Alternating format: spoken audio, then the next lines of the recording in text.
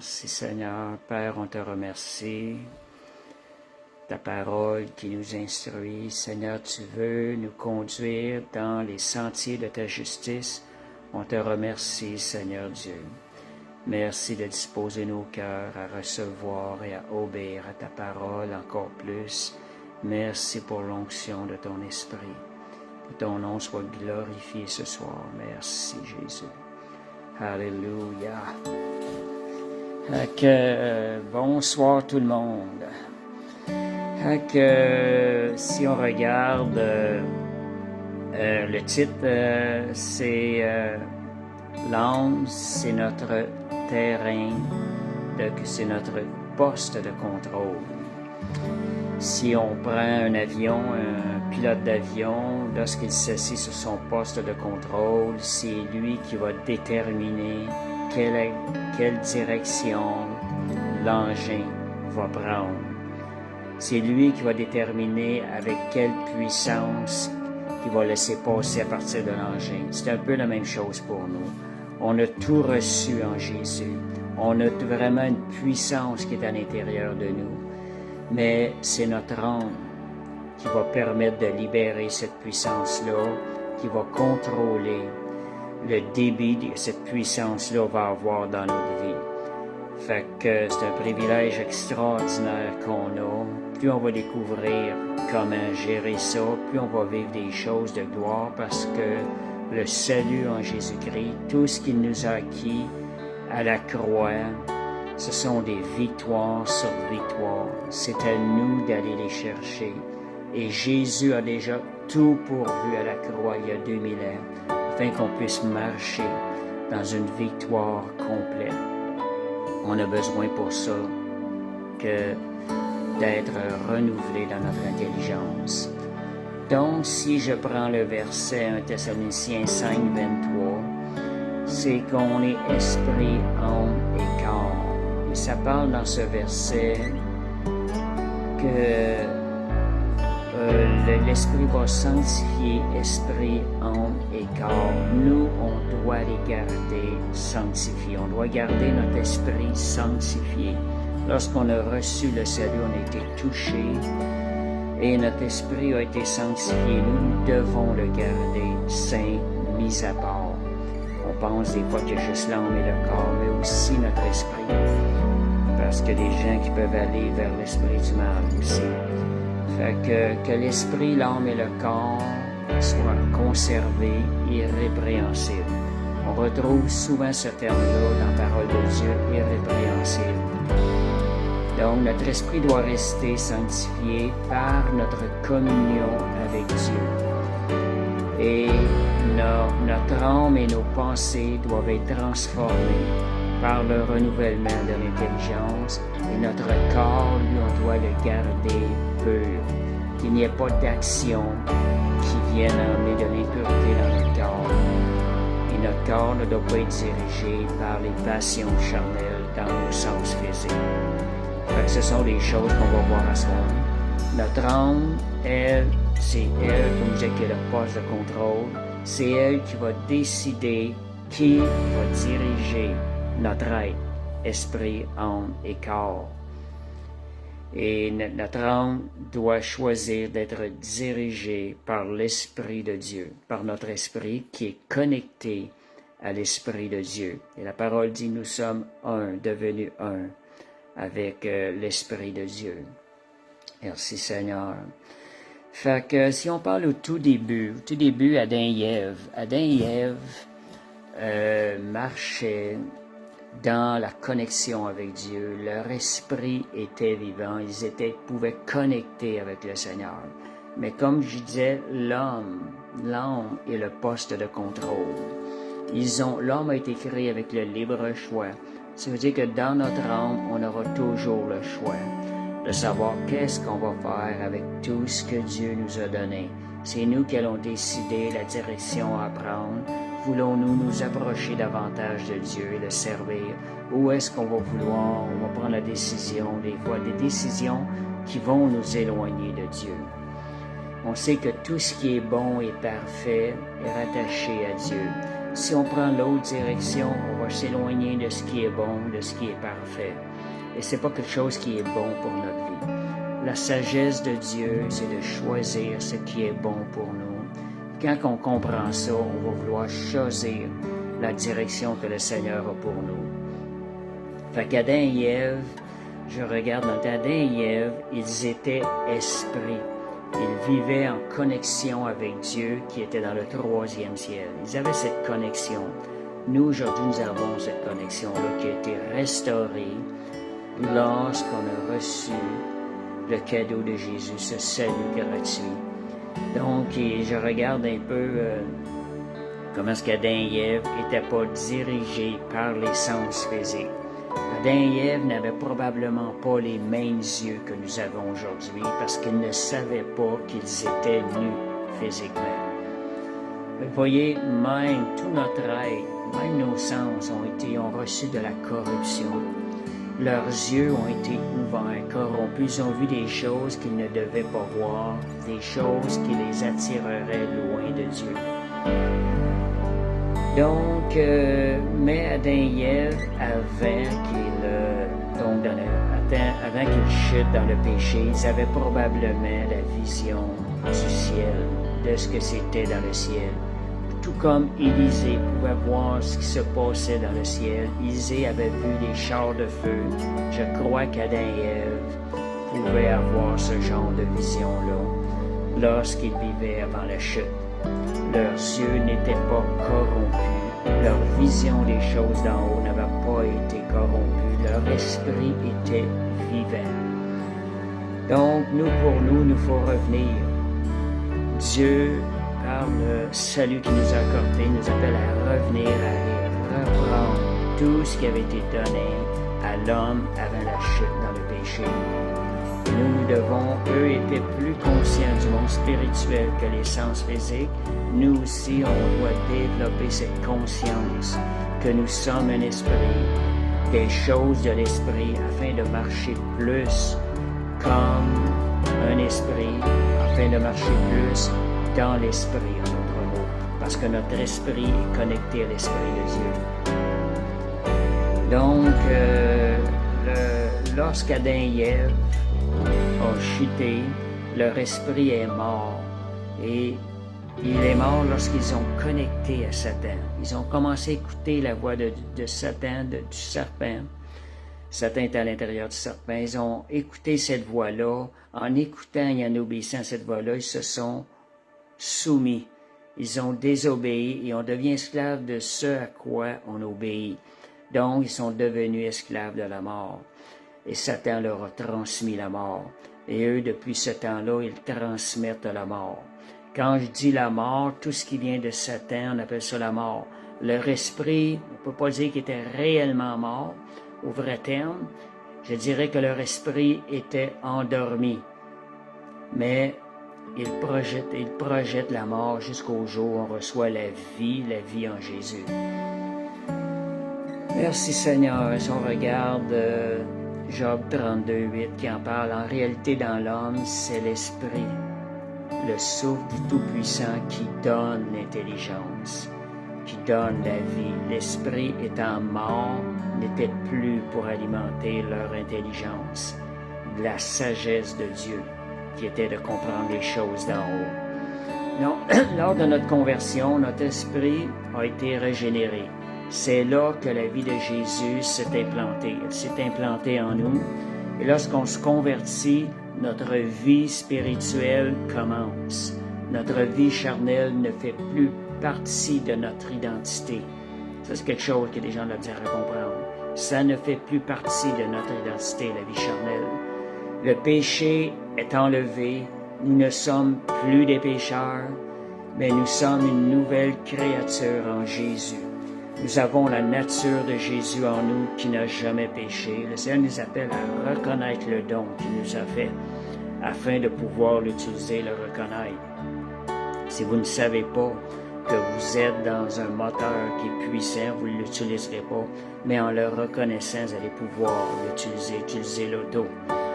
Je donne par exemple, comme je mentionnais tantôt, l'avion. Fait que Dieu veut qu'on reconnaisse ce qu'il nous a donné Et en le reconnaissant, nous nous identifions alors à ces choses. Je vois, comme je disais, je vois souvent ça, combien de chrétiens, oh pauvre pécheur que je suis. J'imagine le Seigneur avec le cadeau qu'il a donné, un cadeau qui a déjà tout pourvu pour nous faire marcher dans sa puissance et dans sa victoire, et qui entend ça du petit chrétien en bas qui se dit pauvre pécheur. Comment le Seigneur doit don à l'intérieur de lui, mais pourquoi? Pourquoi n'ouvre-t-il pas ses yeux à tout ce que je lui ai donné?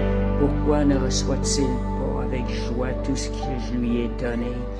Pourquoi n'utilise-t-il pas toute cette puissance que je lui ai donnée sur le péché, sur la nature charnelle? J'imagine le Seigneur, comment c'est important pour nous, si on veut plaire à Dieu, de reconnaître les cadeaux que Jésus nous a donnés en Jésus-Christ. Moi, je veux lui faire plaisir, fait que je m'ouvre à reconnaître davantage les cadeaux qu'il a fait pour moi.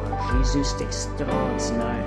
C'est un privilège extraordinaire, incomparable, non calculable, ce que Jésus a fait pour nous à la croix, ce qu'il nous a acquis à la croix. Et il nous a déjà ouvert les yeux. Sans son intervention, on n'aurait jamais pu comprendre le salut si merveilleux. Donc, si on pense comme un esprit, vous allez voir des choses, en pensant comme un esprit, qu'est-ce qu'on va réaliser? On va réaliser qu'on est assis avec Christ dans les lieux célestes. Ça va nous aider à penser. Il faut penser en esprit, non pas avec ce que nos yeux voient. Parce que nos yeux voient ici sur la terre, quand on regarde, on voit nos pieds qui sont sur la terre.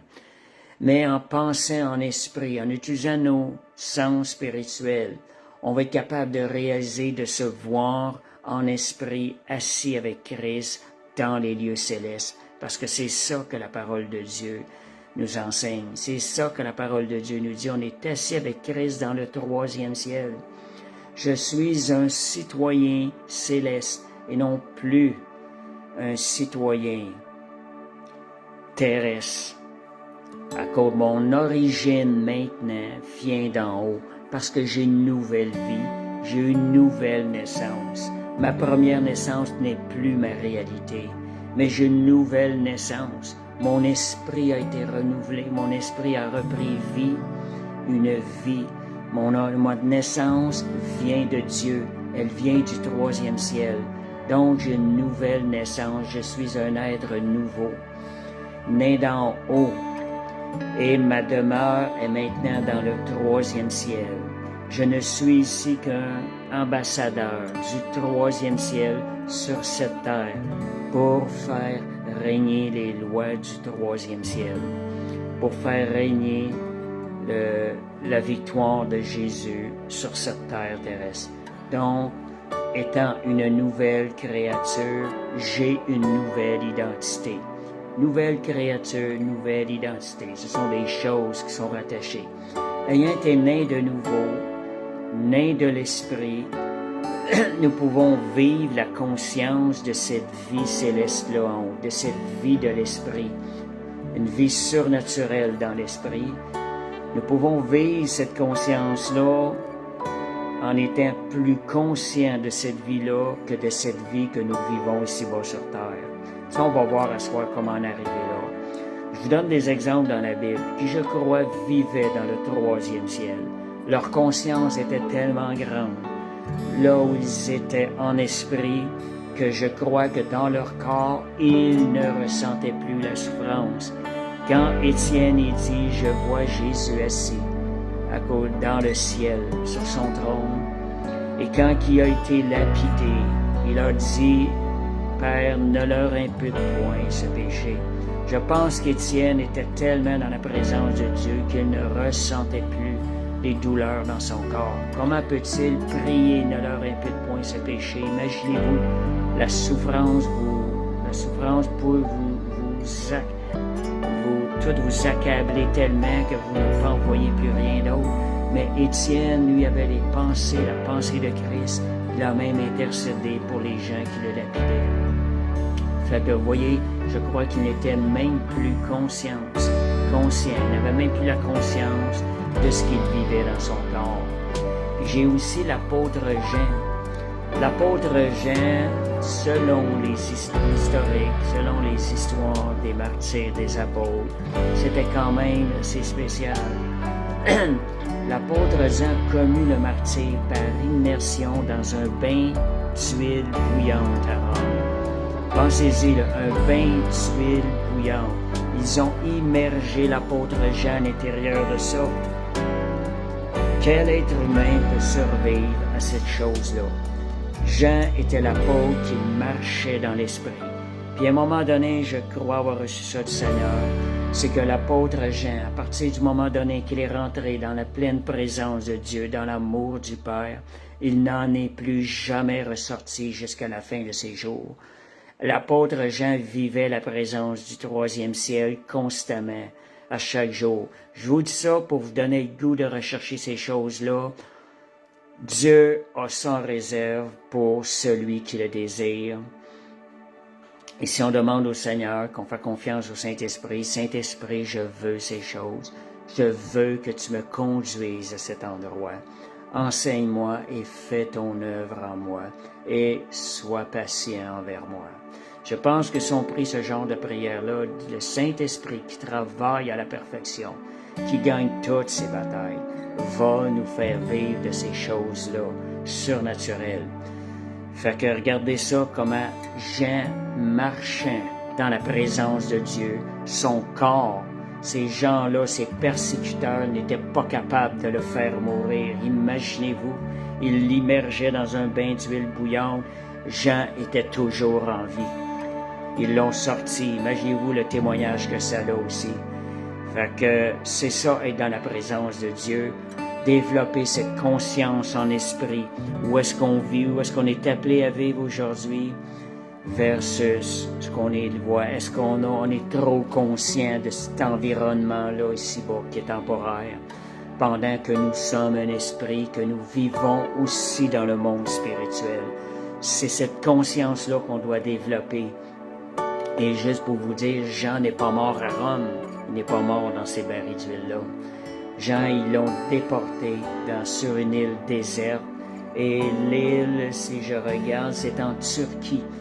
Jean est mort de vieillesse en Turquie. Les persécuteurs n'ont jamais réussi à le faire mourir. Il est mort de vieillesse dans l'actuelle Turquie. C'est ce que j'ai retrouvé dans les historiques. Fait que ça devrait nous inspirer. Seigneur, je veux vivre ces choses-là. Seigneur, que même si je vois mes pieds si bas, et que mes pieds sont attachés à un bûcher, que je me fais mettre le feu aux pieds, que cela ne nous dérange plus, parce que même si mes pieds sont là, moi, en esprit, je ne suis plus là. Je suis dans la présence de Dieu. Merci Seigneur. Si on parle maintenant de l'Esprit, qu'est-ce qui gouverne notre vie? Est-ce que c'est l'Esprit qui gouverne? Est-ce que nous, par notre âme, nous avons remis le gouvernement de notre vie, de nos pensées, de notre conscience à l'Esprit de Dieu? Si c'est notre esprit qui gouverne, regardez les conséquences.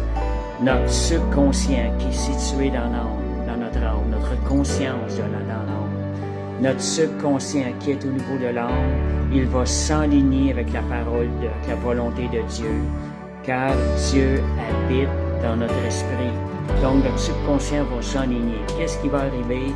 Nos rêves qui sont générés par notre subconscient, ils vont devenir prophétiques. Ils vont nous aviser des choses à venir. Et là, Dieu va nous parler encore davantage à travers nos rêves. Nos rêves ne seront plus influencés par des choses que nous avons vécues, des choses qui ici-bas sur terre que nous sommes en train de vivre, mais ils vont devenir prophétiques en Seigneur. C'est des raisons de plus de rechercher les choses, de vivre en esprit. La Bible nous dit que Dieu est esprit, et ceux qui l'adorent en esprit et en vérité. Si nous essayons d'atteindre Dieu avec nos 5 sens, c'est un échec assuré. On ne peut pas atteindre Dieu par nos 5 sens physiques. On doit les atteindre par nos 5 sens spirituels, je dirais. en allant, en regardant les choses, en considérant les choses en esprit, comme le Seigneur nous demande. Vous savez que c'est dans notre esprit, c'est là que prend naissance toute chose. C'est là que prend naissance toute chose. Que ce soit les besoins qu'on a ici-bas, ils doivent prendre naissance dans l'esprit, dans le monde spirituel. Et après ça, elles prennent forme ici-bas. Notre corps va donner forme à ce que notre âme va lui projeter, à ce que notre esprit va projeter sur l'âme. Fait que... Oh, alléluia! Fait qu'est-ce que nos vies doivent maintenant manifester? Vivons-nous? Écoutez-vous parler, regardez-vous vivre. Est-ce qu'on vit et parle en élevant le royaume ici-bas de ténèbres ou si on élève plus le royaume de lumière? Ce sont des choses où sont situés nos yeux, avec quels yeux? Est-ce que nous regardons avec ce que nos yeux voient ici-bas? Ou si nous utilisons ce sens physique, la vision que Dieu nous donne des choses d'en haut. Que la mort et la vie sont au pouvoir de la langue. À quel royaume notre langue est-elle soumise? Écoutons-nous parler des fois, sondons. Je pense que le soir, avant de se coucher, c'est bon de faire un petit compte-rendu, de reviser ce qui s'est passé dans la journée, de changer la direction des choses que nous avons mal dirigées. Si nous avons pris une mauvaise direction dans la journée, nous avons confessé des choses négatives, prenons le temps avant de se coucher, de renoncer à ces paroles-là et d'arrêter l'effet de ces paroles-là sur nos vies. Prions pour ces choses-là avant de nous coucher. Réglons les choses avant de nous coucher. La parole de Dieu dit de ne pas se coucher sur la colère parce qu'on ouvre des portes à l'ennemi. De la même façon, dans nos journées, on peut avoir ouvert des portes à l'ennemi. Fait que le soir, prenez un temps pour vous arrêter, disciplinez-vous. Attendez pas d'être trop fatigué non plus, mais prenez un temps et réexaminez votre journée et allez fermer les portes que vous avez ouvertes à l'ennemi durant la journée. Vous allez voir, ça va changer des choses dans notre vie. Et merci Seigneur. On parle aussi, tantôt on parlait de qu'est-ce qui prend forme, ça va être un échec si on essaie d'aller par nos sens physiques. Vous savez que la religion, je parle pas de la relation, elle n'enseigne que la conscience des choses ici-bas. Notre esprit est mort et notre corps est sujet à la maladie, puisqu'on demeure dans la conscience des choses ici-bas seulement. La religion ne nous emmène pas à voir Dieu esprit. La religion va faire des images avec un physique terrestre parce que nos yeux physiques ont besoin de voir quelque chose qui a une forme terrestre. C'est ce que la religion fait. La religion ne nous emmène pas dans les choses de l'esprit. C'est à nous de développer ça par notre relation. Lorsqu'on communique avec le Seigneur, même si nos yeux ne le voient pas, soyons conscients. Soyons conscients qu'il est là présent parmi nous. Il nous a l'assuré. Je serai avec vous jusqu'à la fin du monde. Il nous a assuré et Dieu ne ment point. Quand Dieu promet quelque chose, il garde sa promesse. Fait que voyons Dieu en esprit, prions-le en esprit. Donc, en vivant dans la conscience que nous sommes un esprit et que nous sommes notre vraie demeure et dans le monde spirituel, que nous sommes un citoyen céleste, nous allons être triomphants sur toutes nos situations ici-bas. Parce que le domaine de l'esprit, c'est là que prend forme les choses, et ces choses-là se manifestent dans le royaume ici-bas sur terre. Parce que notre esprit est en communion avec l'Esprit de Dieu, qui dirigera, et l'Esprit de Dieu gagne toutes ses batailles. C'est pour ça qu'on va gagner nos batailles. Notre communion, notre union avec l'Esprit de Dieu. Recevons la capacité de triompher, de nos ennemis. Je dirais plutôt, on l'a déjà reçu. Je dirais plutôt, relâchons ces choses-là. Elles sont déjà à l'intérieur de nous. Tout ce que Jésus a pour vous est à l'intérieur de nous, et dans l'esprit, et dans le monde spirituel, et dans notre esprit. Donc, nous devons nourrir notre esprit de la parole de Dieu. La Bible dit, l'homme ne vivra pas de pain, l'homme ne vivra pas de pain seulement, je m'en allais dire, ni de hot dog seulement, quelque chose qui vient à ma mémoire, mais de toute parole qui sort de la bouche de Dieu. On va tenir notre esprit sanctifié par la parole de Dieu. La parole de Dieu a été déposée dans notre esprit. Tout est dans notre esprit. Donc, sachez que Dieu gagne toujours. Il est la puissance sur toute la puissance de l'ennemi. C'est écrit dans Luc 19. Je vous ai donné la puissance sur toute la puissance de l'ennemi. Je vous ai donné la puissance sur les serpents et les scorpions, et rien ne pourra nous nuire. Ça, c'est la parole de Dieu. C'est de cela que nous doit nourrir notre esprit. Mais c'est notre âme qui est le poste de contrôle. C'est elle qui va dire, OK, tu vas nourrir maintenant. Tu vas te nourrir de la parole de Dieu. Fait allons au-delà, sachant que nous avons toutes choses dans notre esprit.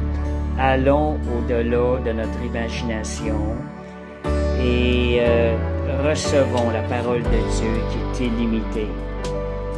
Donc, pour combattre les puissances spirituelles, on doit s'élever au-dessus de nos 5 sens physiques. Parce que c'est spirituel. Paul nous exhorte à combattre spirituellement les puissances de l'ennemi. C'est dans les lieux célestes. Nous ne combattons pas selon la chair et le sang, mais selon les principautés, les dominations, les esprits méchants dans les lieux célestes. Donc, ce n'est pas contre la chair et le sang. C'est pas à ce niveau-là que se trouve le bon combat. C'est pas à ce niveau-là qu'on va gagner la victoire. Le niveau qu'on va gagner la victoire, c'est dans les lieux célestes, parce que Dieu nous a recréés en Jésus-Christ. Avec tout ce que Jésus avait en lui, il nous l'a aussi donné. Merci Seigneur, alléluia. Donc, l'origine, allons maintenant vers l'âme, l'origine de nos comportements prend naissance dans nos pensées. Quand je dis l'origine, on sait que c'est l'esprit qui gère, mais c'est notre pensée qui va décider, OK, je vais aller chercher la victoire que Jésus m'a déjà acquise dans mon esprit, dans l'esprit. C'est la vraie naissance, c'est nos pensées. C'est là que l'âme, nos pensées font partie de notre âme. L'intelligence font penser, les pensées, les émotions, l'intelligence, ça fait partie de notre âme. Vous savez que l'âme, elle est beaucoup nourrie par nos émotions. Fait qu'il faut faire bien attention à ça. On dit souvent que quand on est guidé par la chair, on est guidé par les émotions. Donc, les émotions, c'est quelque chose qui a beaucoup un impact dans notre âme. Il faut faire attention. C'est là qu'il faut avoir l'œil ouvert. Soyons à notre poste de contrôle dans notre âme et prenons les décisions. Refusons de laisser les émotions diriger, nous prendre des décisions et prendre le contrôle de notre vie. C'est nous qui avons le choix. Nous pouvons choisir dans notre âme. OK, c'est maintenant l'esprit qui va diriger et non pas les émotions. Alléluia. Donc, c'est notre âme qui doit donner la direction à notre esprit, qui doit donner la direction à l'esprit. C'est notre âme qui doit décider, j'obéis à ce qui est bon pour moi, ou je désobéis à ce qui n'est pas, à ce qui est bon pour moi. En désobéissant, on sait qu'on c'est la mort. Jésus conduit à la vie, la désobéissance conduit à la mort. C'est pas ça qu'on veut dans notre vie. La sagesse, c'est de choisir ce qui est bon pour nous, choisir les choses de Dieu, les choses qui procurent la vie. Donc, l'âme ne se laisse pas diriger par les influences de ce monde. La Bible dit dans Romains 12, 2, ne soyez transformés par le renouvellement de l'intelligence pour ne pas suivre les influences de ce monde. Donc, c'est la parole de Dieu qui va garder notre âme, qui va renouveler, qui va garder notre âme dans les choses d'en haut, qui va garder notre âme avec une vision du monde spirituel, des choses célestes, plus que de cette conscience de ce qui se passe autour de nous. Donc, là,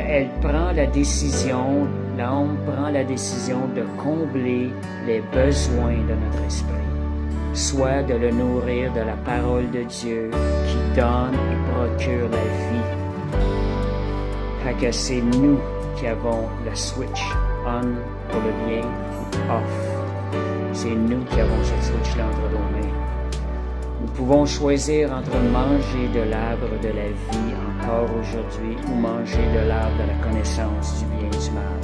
Nous avons le même choix à faire qu'Adam et Ève ont à faire. Quand j'ai dit manger de l'arbre de la vie, c'est manger de la parole de Dieu. Jésus est la parole faite chair. Manger de l'arbre de vie, c'est manger de cela. Et manger de l'arbre de la connaissance du bien et du mal, c'est de faire les choses par nos efforts. De dire je fais le bien, je vais mériter le bien. C'est l'arbre, j'appelle ça l'arbre des mérites. On marche avec les mérites. On ne marche plus selon la grâce. On veut acquérir les choses par nos forces, par nos efforts, comme étant ici-bas sur terre, ignorant les vérités qui nous ont été accordées, la victoire qui nous a été accordée en Jésus-Christ dans les lieux célestes. Ignorant aussi que nous avons à combattre un monde spirituel et non pas un monde que l'on voit selon la chair, nos yeux dans la chair. Donc, c'est à nous aussi de choisir notre âme, on doit choisir d'avoir la pensée de Christ. Elle est notre intermédiaire entre l'esprit et le corps. C'est elle qui va dire à notre esprit, c'est ça que tu vas faire, et le corps va justement profiter des bonnes décisions qui vont être prises par l'âme, parce que l'esprit va influencer le corps. Notre âme se branche au fleuve de la vie ou au fleuve de la mort. Apocalypse 22, 1 à 2, il me montra un fleuve d'eau de la vie, limpide comme du cristal qui sortait du trône de Dieu ou de l'agneau. Je peux voir ça de même. Au milieu de la place de la ville et sur les deux bords du fleuve, il y avait un arbre de vie produisant 12 fois des fruits, rendant son fruit chaque mois, dont les feuilles servaient à la guérison des nations.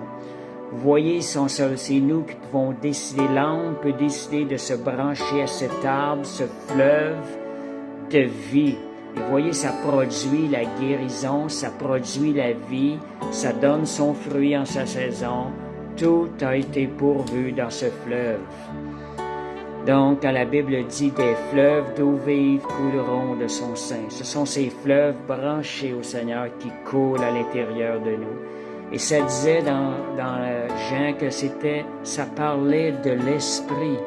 Notre esprit étant rattaché à l'esprit de Dieu, nous avons accès à ces fleuves de vie, ces fleuves d'eau vive-là. Et dans Jean 14, ça dit « celui qui boira de l'eau que je lui donnerai n'aura jamais soif, et l'eau que je lui donnerai deviendra en lui une source d'eau qui jaillira jusque dans la vie éternelle. » C'est une source d'eau qui nourrit notre vie éternelle. Ça, c'est la source de vie. Si on veut se brancher, Seigneur, je veux ce fleuve, je veux me brancher à ce fleuve, je prends la décision de lire la parole de Dieu. Je prends la décision d'y croire. Je prends la décision d'obéir à la parole de Dieu. Pendant qu'on obéit, on ouvre les valves à ce que ce fleuve-là puisse couler à l'intérieur de nous, produire son fruit à l'intérieur de nous et nous garder en pleine santé spirituelle, et ça va avoir un impact sur notre santé physique aussi. S'il y a la maladie, cette maladie-là va partir parce que la guérison dans le monde de l'esprit va venir prendre autorité sur la guérison dans notre corps, les effets dans notre corps. Un autre point, étant donné qu'on veut comprendre comment avoir la victoire, comment mieux prendre des décisions, comment mieux contrôler notre âme à notre poste de contrôle. C'est qu'il faut réaliser que c'est quoi le cœur de l'homme. Quand on voit le cœur, bien souvent dans la Bible, on peut remplacer le mot cœur par âme. Aime le Seigneur de tout ton corps, de toute ton âme, de toutes tes pensées. On pourra dire aime le Seigneur de tout ton cœur, de toute ton âme, aime le Seigneur de tout ton corps, de tout ton cœur. En tout cas, on peut remplacer âme par cœur à plusieurs endroits dans la Bible. Quand vous voyez ces choses-là, vous pouvez remplacer ça par âme. C'est là que des décisions se prennent. C'est là qu'il faut veiller.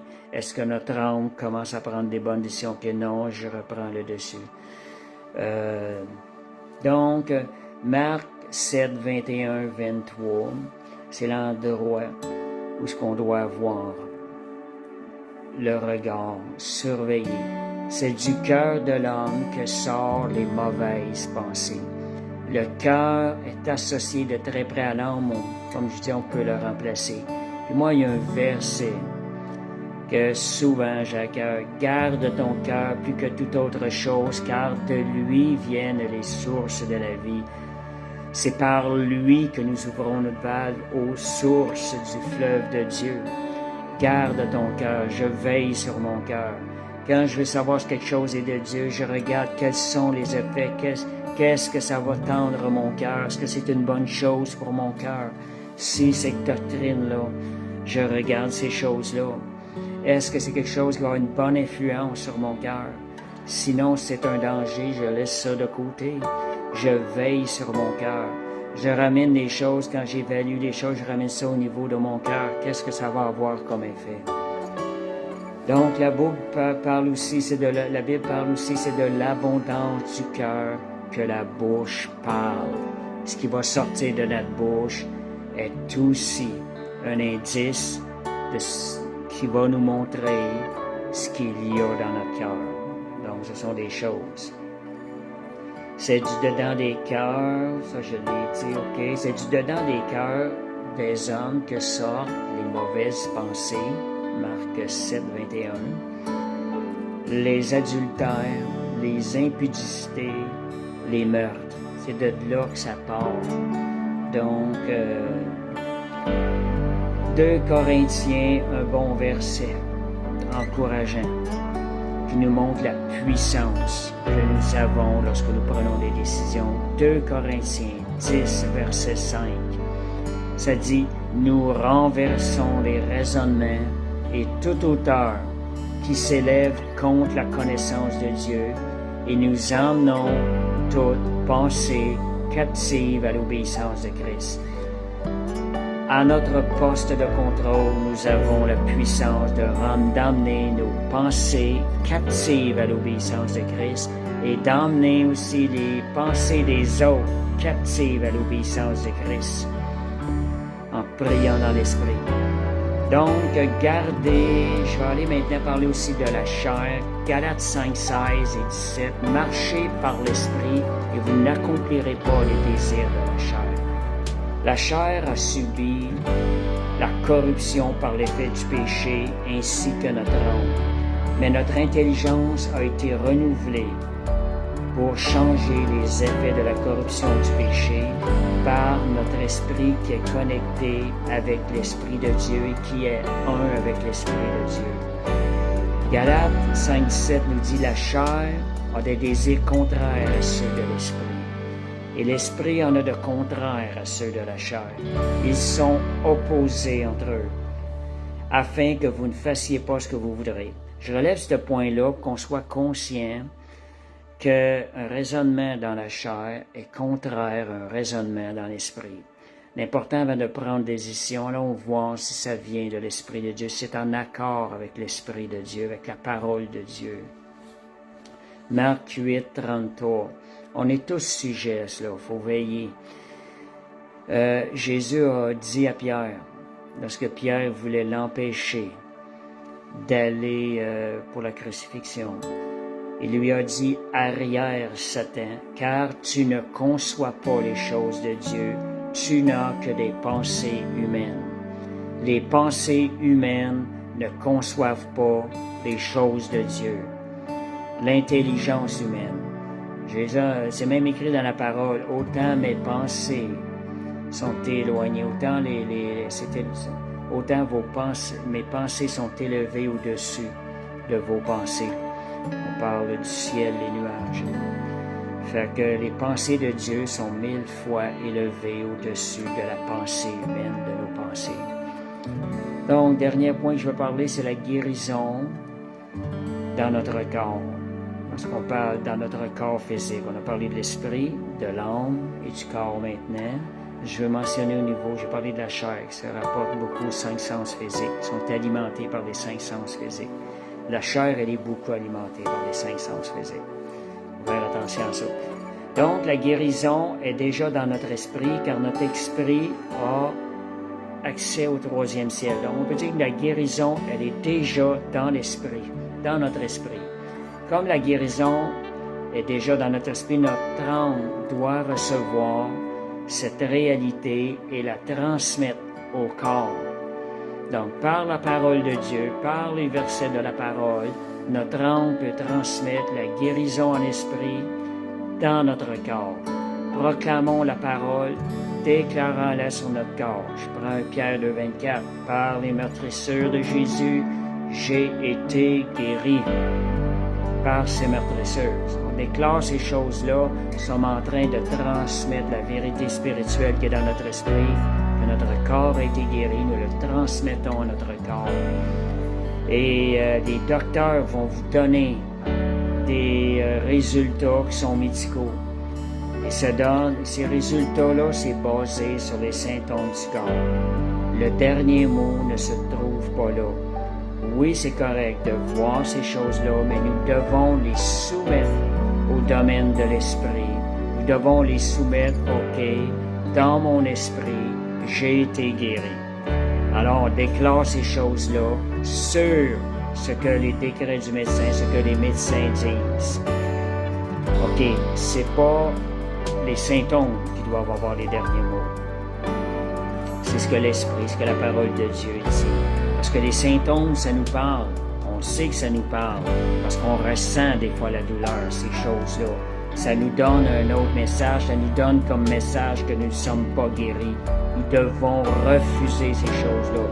Je refuse ça dans le nom de Jésus. Ce sont des déclarations qu'on fait lorsqu'on les reçoit. Je ne reçois que le message de l'Esprit. C'est que par les meurtrissures de Jésus, j'ai été guéri et je demeure guéri au nom de Jésus. Étant né de l'Esprit, nous proclamons la guérison qui est dans notre esprit parce que nous sommes nés de l'Esprit. Nous avons cette puissance-là. Notre esprit a repris vie. Donc, notre esprit va affecter notre âme et notre corps. Notre esprit va convaincre le corps de cette réalité spirituelle-là, qui est plus grande que la réalité des symptômes dans notre corps. Proverbe 4, 22. Proverbe 4, 22. Je ne l'ai pas écrit. Proverbe 4, 22. Il parle de la parole de Dieu. J'en ai parlé dimanche. Regardez ce que ça dit. La parole de Dieu, c'est un remède pour notre corps. La parole de Dieu, elle est esprit. Et on parle que c'est un remède pour notre corps physique ici-bas. Fait que déclarer la parole de Dieu, c'est un remède. Un remède, des fois, c'est pas toujours instantané, mais Dieu veut, son remède est efficace. Donc, juste pour vous montrer aussi que quand on commence qu'on peut vivre dans l'esprit, Jésus avait un corps comme nous, humain. Voyez comment l'influence de notre esprit peut avoir lorsqu'on est connecté avec Dieu par l'Esprit de Dieu. Jésus a été transfiguré. Son corps a été transformé, devenu brillant d'une lumière éclatante. Il avait pourtant le même corps que nous. Mais Jésus, son corps est devenu d'une brillance incroyable. Et les disciples, les apôtres qui étaient avec lui, ont même pas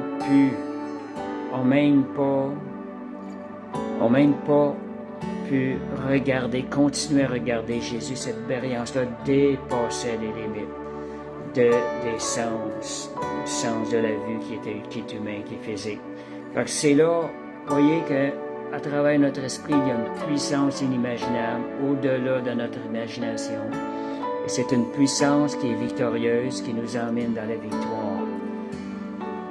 La maladie, juste pour vous dire, vous aider un peu, vous convaincre un peu de ne pas laisser la maladie dans votre vie. C'est une chose un peu, tout comme le péché est un peu. On doit chasser ça au nom de Jésus. C'est pas une question de condamnation. On fait ce qu'on doit faire, on combat ce qu'on a à faire. C'est juste l'idée qu'on doit la combattre.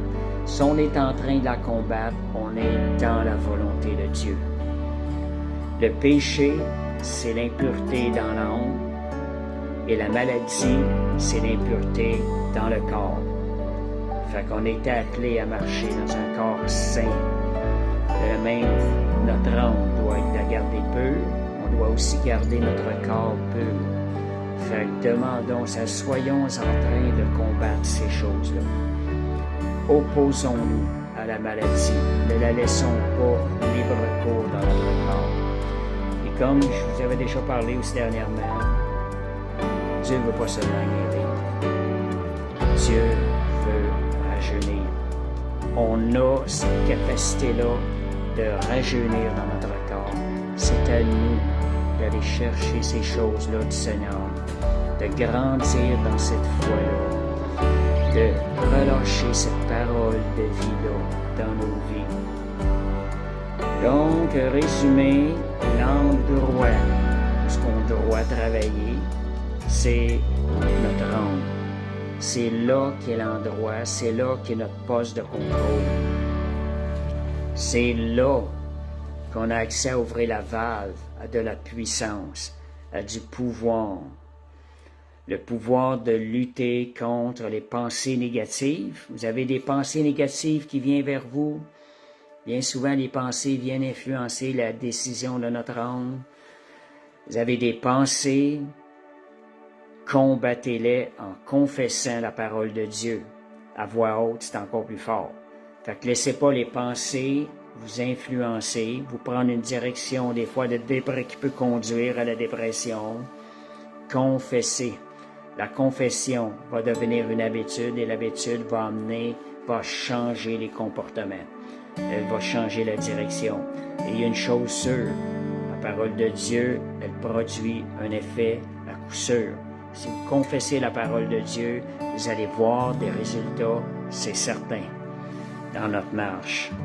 Fait que c'est quelque chose à développer, une genre de maîtrise de soi pour que nous dirigions que notre âme, pas que nous dirigeons, mais que notre âme prenne les bonnes décisions. Psaume 103, verset 1-2. Ah oui, j'ai 2 versets avant de vous lire, avant de terminer. C'est Éphésiens. Comment entretenir notre âme? Une bonne manière, des choses assez simples qui sont agréables, ça change l'atmosphère autour de nous.